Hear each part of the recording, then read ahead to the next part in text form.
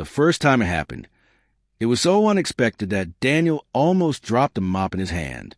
It was late afternoon in the school corridor, the smell of chalk dust and floor cleaner hanging in the air.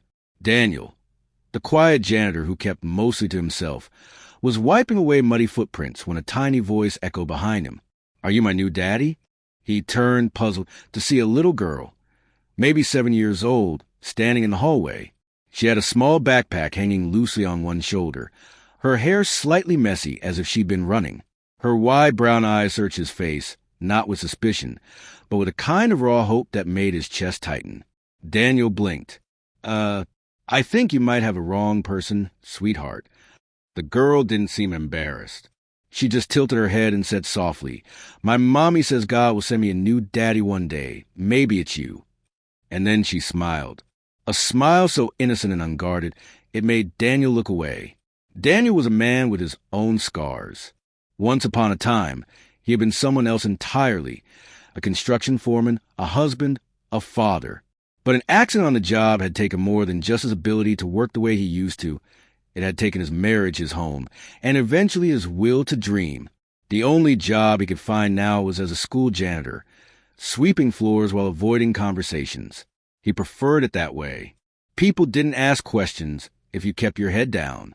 But that little girl, her name was Lily, didn't follow that rule. Over the next few weeks, she appeared everywhere Daniel went. If he was cleaning the cafeteria, she would pop up, swinging her legs from a bench and asking him random questions like, "Do you like chocolate milk?" Or, "If you had a puppy, what would you name it?" If he was mopping the hallway, she would skip beside him, telling him about her favorite book, her dreams of being an artist, or the way her mom sang her to sleep. Daniel tried to keep his distance, but Lily had a way of breaking down walls without even realizing they were there. One day, as he was fixing a loose doorknob in the art room, she came in with a drawing. "It's you," she said proudly, holding up a crayon picture of a tall man with a big smile. "I made you happy here because you don't smile enough in real life." Daniel stared at it, his throat tightening. He started noticing things. Lily was always the last one to get picked up after school. Sometimes her clothes were a little worn. Her lunchbox wasn't always full. And the day he saw her sitting on the steps in the rain with no umbrella, he knew something was wrong. That night, Daniel couldn't sleep. He kept seeing her face, the hope in her eyes, the way she kept asking about a new daddy. He didn't want to get involved. He had told himself 1,000 times, "I'm not the man I used to be. I can barely take care of myself." But deep down, he knew walking away wasn't an option anymore. The truth came out slowly. Her mother, Emily, was a young single mom working 2 jobs. She barely had time to breathe, let alone walk her daughter home from school every day. The father had left when Lily was just a baby. Daniel offered to walk Lily home after school, since I'm going that way. At first, Emily was hesitant, but the relief in her tired eyes was impossible to hide. It started small, walking her home, helping her with homework while Emily prepared dinner, fixing a broken cabinet here, replacing a light bulb there. But before long, Daniel realized he was becoming part of their world. And for the first time in years, it felt good. One evening, Lily was sitting at the kitchen table, coloring. Daniel was washing dishes when she suddenly asked, "Do you believe in miracles?" He paused. "I guess I do." She nodded seriously. "Me too. Mommy says God answers prayers in his own time. I think you're mine."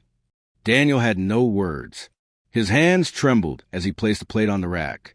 Something inside him cracked open, a piece of himself he thought had died long ago. But life has a way of testing you when you start to hope again. One afternoon, Daniel was called into the principal's office. Emily was there, holding a letter in her hands. Her eyes were red. She explained that she'd been offered a better job in another city, one that would give her more stability, more time with Lily. It was the right decision. Daniel knew it. But the thought of losing them felt like losing a family all over again. On their last day, Lily ran to him in the hallway. "I don't want to go," she whispered, clutching him tightly. "You're my friend, my almost daddy." He knelt down, looking into her teary eyes. "And you'll always be my little miracle," he said, his voice breaking. "No matter where you are, I'll be cheering for you." Months passed. The school felt quieter. Daniel went back to his routine, but there was an ache in his heart. Then, one sunny afternoon, as he was cleaning the front steps, a small voice called out behind him, "Are you busy, Mr. Daniel?" He turned.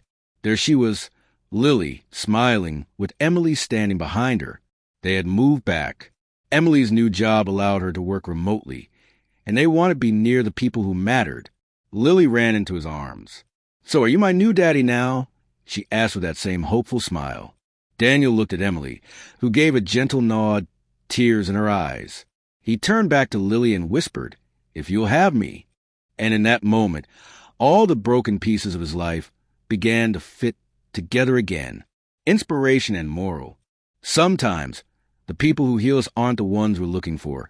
They're the ones who quietly show up, stay, and love us without condition.